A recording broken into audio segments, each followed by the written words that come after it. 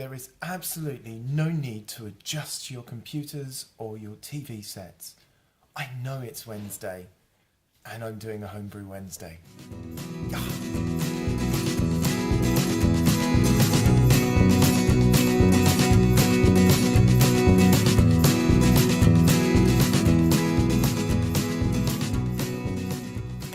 Hey everybody, it's the Peanut here from the Peanut Brewery, wishing you all a very happy Homebrew Wednesday. I hope that everything's going well for you. This one's going to be a very quick update. You saw last week that we bottled the Kolash, and that's out on the veranda. Thank you everybody that put comments up on YouTube about the newest member of the team who is going nutty. Come here. No, she ain't having it. She's playing with fish. Anyway. So what are we going to talk about today? There's not a lot to talk about. I'm going to ask your opinion. I had a little bit of money found from something that went on with a delayed flight. And I'm wondering what the benefits are of buying a 30-litre thermostatically controlled, so you can get a rolling boil urn. You know, like you used to get the old Scout Hall. Because I'm thinking that obviously it's designed to boil water, so I could boil my worts in that without having to run it on the top, so to speak. And you know, I'm thinking it's a good idea. They're 50-60 quid on eBay. I don't know. Tell me what you think. You know, as always, comments below. So last week I asked about labels, and thank you everybody that sort of responded. Before I do, I thought I'd open this up. This is the Blue Moon Clone number 2. Nice and tight, if nothing else. This is going to explode on me or something. So this has been 4 or 5 weeks now in the conditioning in the bottle.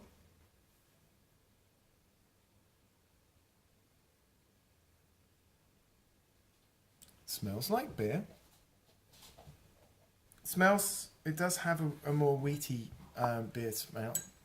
So colour is the important one for me. So remember when I did this last time, it came out dark brown.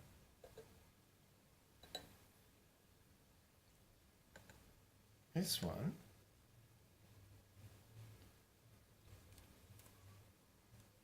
is,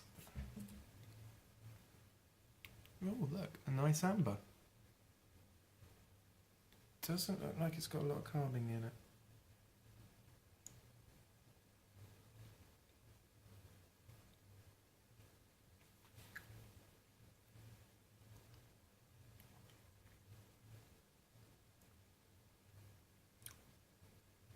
Not bad. It's definitely orange in it.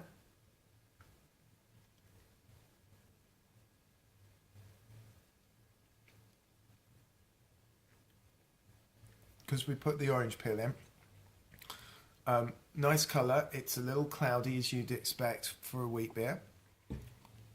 Nice malty flavour to it. Just not very carbed. It's a shame. I do hope that that's not going to be a trend. There's no real floaties in it. That, boys and girls,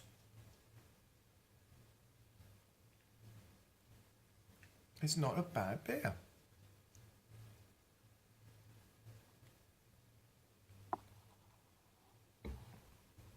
I'm certainly learning with Beersmith that I did everything with a really full rounded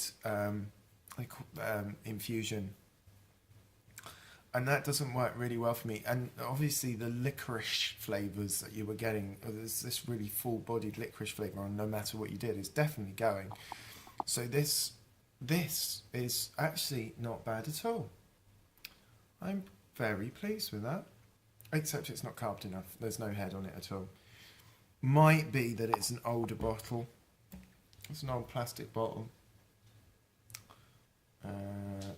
Lid might have gone a little bit on it.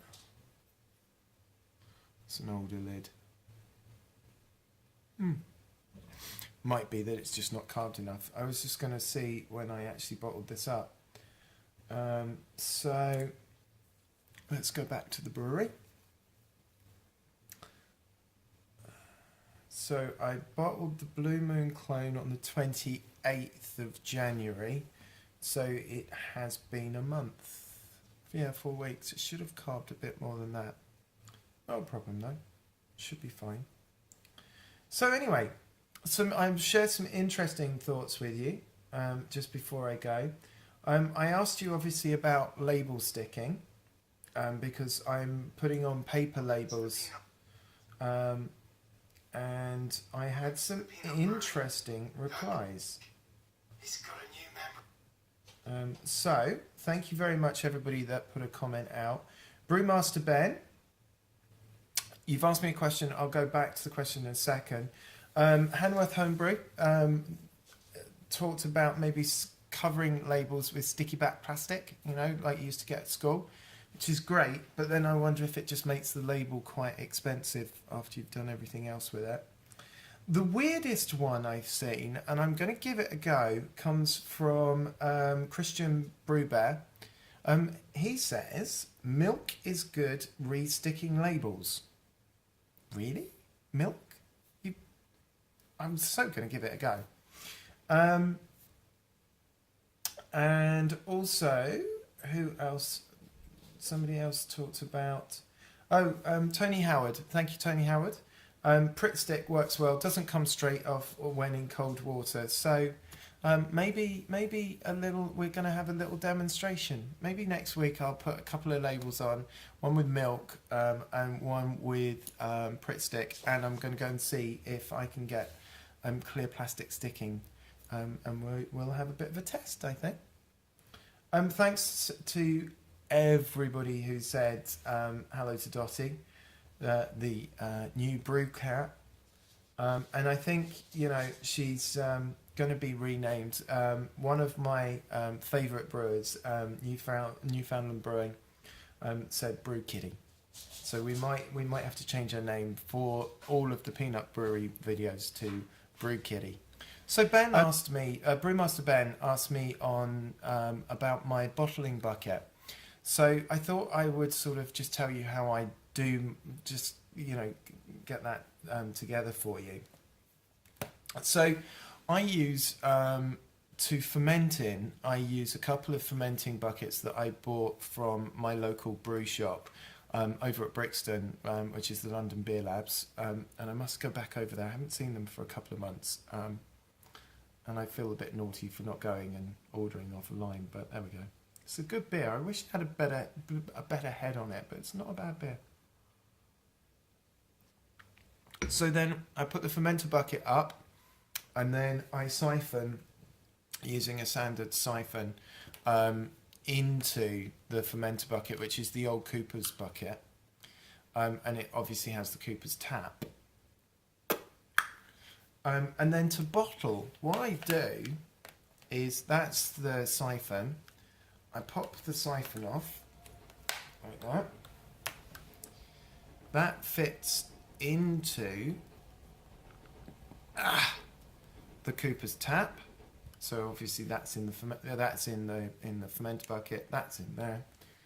The other end has a siphon thing, and then my brand new bottling wand. Look at this. This is such a good bottling wand. I got it on eBay.